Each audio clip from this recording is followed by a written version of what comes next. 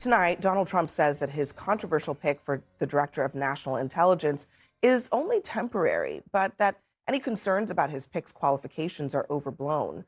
Earlier this week, Trump announced that Bill Pulte, who has never served in an intelligence, defense, or even national security role, would be taking up the mantle for the outgoing DNI Tulsi Gabbard. Appearing before to justify the appointment while tempering expectations, Trump suggested that Pulte doesn't really want the job in the long term. Welcome back to Balanced Voices. Tonight's story centers on a political argument that's generating strong reactions online. At the heart of the debate is a familiar defense often used when controversial statements or actions draw criticism. The claim that the person involved is simply trying to provoke a reaction rather than expressing their genuine views. Supporters argue that the controversy is intentional and designed to dominate headlines. Critics disagree, saying that explanation avoids the substance of what's actually being said or done. The disagreement raises a larger question. When does strategic provocation end and personal belief begin? As the discussion unfolds, we'll examine the competing arguments, the political context behind them, and why this debate continues to divide commentators across the ideological spectrum. Let's get into it.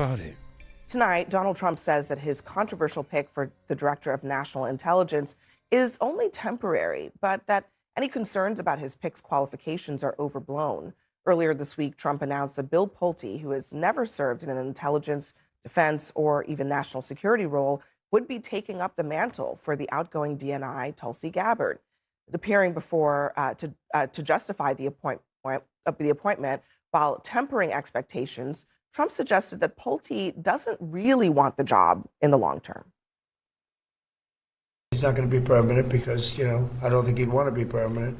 But he's a very smart guy, and he may find out some things about the rigged elections, et cetera, et cetera. I think he'd like to do it. I think he wants to do it very much. Got a lot of energy. In your view, Mr. President, the necessary national security experience to take on that position? Well, I do, and I think he does, actually, because he's smart. Because a lot of national security, I wasn't greatly experienced in national security, and I think I've done a really great job with it. Bill is a guy that will be able to figure it out very quickly. Again, it's short term, but he may be very effective for a short period of time. Currently leads the Federal Housing Finance Agency, and in that role, he's pressed for investigations into Trump's political enemies. That has obviously pleased the president, but now it looks like apparently he's turning the DNI office into an election investigation office. Why? No offense, but you guys take the bait every time. I mean, I've worked for Donald Trump. Half the stuff he says is because he knows you're going to run it on TV and focus on that instead of what he doesn't want you to focus on, which is the fact that right now we have a war with Iran that isn't going well. But if he says he's going to go investigate the rigged elections, he knows you're going to run the clip, and you just did it. So let's talk about what's really important. Let me understand. Are you suggesting that he doesn't believe what he just said? Oh, Donald Trump believes everything that he says, but I'm saying you took the bait. Well, it's only bait if it's not true. That's the first question. Does he believe what he said? Do you think he does? I have no reason to believe Donald Trump doesn't believe that. My next question is Guys, even if he doesn't believe that Bill Pulte is going to do what he said he wants him to do you think that there's really a justification for naming him as Director of National Intelligence? Absolutely. I think it's a fantastic choice. Why? And you want to know how I know it's a fantastic choice? Because Mike Pence is hyperventilating about it. Let's talk about the not an expert thing. First of all, we don't need any more experts. Under the Biden administration, you had Alexander Mayorkas, who ran the border. What an epic failure that was. And he came out and said it himself. He was an expert in Homeland Security. How'd that go? An admission of his own failure. Bill Pulte in this he had DNI actually role, had experience. I mean, look, he had experience, but he failed. He said it himself. You He can came say out that years later saying he failed. did a bad job, but he actually worked at the high levels. But in his own words, he said the he Department of failed. Homeland Security prior to having that job. So, what are Bill Pulte's qualifications for being Director of National Intelligence? The DNI role. This is where I think the president's instincts are kicking in. I like that he's making a change. He knows that this war isn't going very well, and he's making changes. And one of them has been that the DNI role has been sidelined under the current trajectory of the war, right? Despite the fact that the 18 U.S. intelligence agencies that serve under the DNI have all concluded that Iran never had a nuclear weapon and never wanted to make one. I hope that by instruction, I don't know if the president ever fully trusted Gabbard in the way that I think he trusts Pulte. Pulte has known the president outside of his time in the presidency. And I think him elevating the DNI to this role is a good choice for the trajectory of the war. I don't understand what you're saying. It seems to be illogical. It doesn't make any sense to me. But I'll tell you this. Do you need me to slow it down? I need you to read the law. The one reason why he's not qualified is because the law says he's not qualified. The law says the DNI must be a person with military experience, intelligence experience, or some sort of national security experience. He has none of that. The law uses the word extensive. I can't think of a lot of jobs in the government that have an actual qualification that's listed in the statute. And it qualifies it by saying they must have extensive experience. But I don't want us to lose sight of the election piece of this. Yeah, I'll take because that's incredibly important. Yeah. It's not as if Trump, this isn't bait. Here's how we know it's not bait. Tulsi Gabbard, when she was the DNI, she testified to the House and the Senate. My presence in Florida at this raid of the Atlanta Fulton County election office, my presence was requested by the president and executed under my broad statutory authority to coordinate, integrate, and analyze intelligence related to election security, including counterintelligence. So he sends her down there on a raid to grab ballots. Yeah. In Georgia. And I think we just can't look at these things in isolation. We know Donald Trump called Georgia to try and find votes. It didn't work. We know January 6th happened because they didn't believe I don't know what he believed, actually, or not, but we know that some people did not believe he had actually lost the election and he stormed the Capitol. We know that when he got back, he actually pardoned those people who stormed the Capitol trying to overturn the election. We also know he just did a slush fund for those individuals to get basically reparations for trying to overthrow our election. And now he is appointing a DNI to take the bait, take the not debate, whatever. His former DNI went down to try and steal ballots. This new DNI is going to be in place to try and find whatever this rigged election he's talking about. And guess what?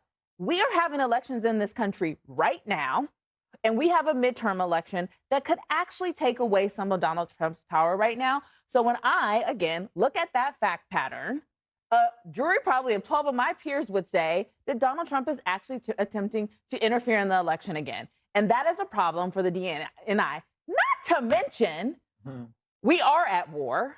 We also have a lot of enemies abroad. And I want a DNI that actually knows what he is doing. I do actually prefer experts. And I thought this administration didn't like DEI hires, but this guy seems like he might be one.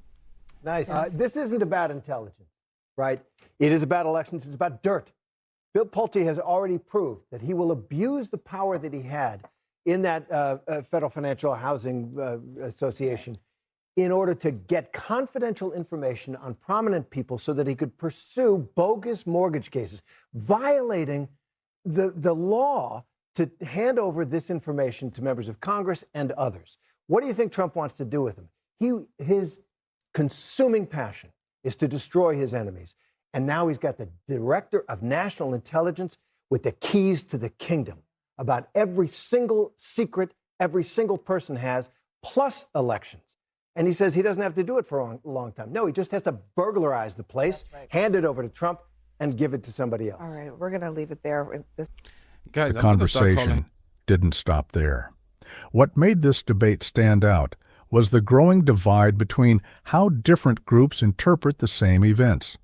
Some commentators continued to dismiss the controversy as political theater designed to provoke reactions, while others argued that reducing serious concerns to "was just a jokin'" or "nah, just a distraction" avoids addressing the underlying issue altogether.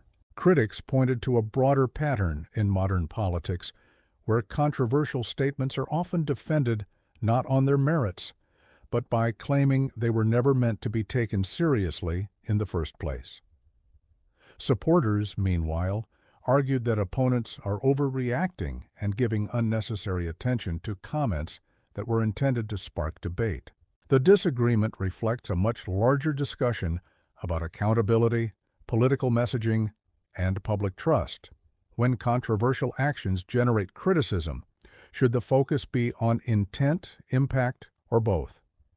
That question continues to divide voters, media personalities, and political leaders across the country. The debate also touched on election integrity, political rhetoric, and the increasingly polarized environment surrounding major national issues. Both parties continue to accuse one another of hypocrisy, while voters are left sorting through competing narratives and conflicting claims. As a result, trust in institutions, media, and political leadership remains a central topic in today's political landscape. What makes these discussions important is not simply who wins the argument, but what they reveal about the state of political discourse itself. The ability to challenge ideas, examine evidence, and question public figures remains essential regardless of party affiliation. As always, the goal is not to tell you what to think, but to provide context so you can reach your own conclusions. What are your thoughts on this debate? Share your perspective in the comments below. If you enjoy balanced political commentary, current events analysis, and thoughtful discussions on the stories shaping today's headlines, be sure to subscribe to Balanced Voices, leave a like, and turn on notifications so you never miss an update. Thanks for watching, and we'll see you in the next video.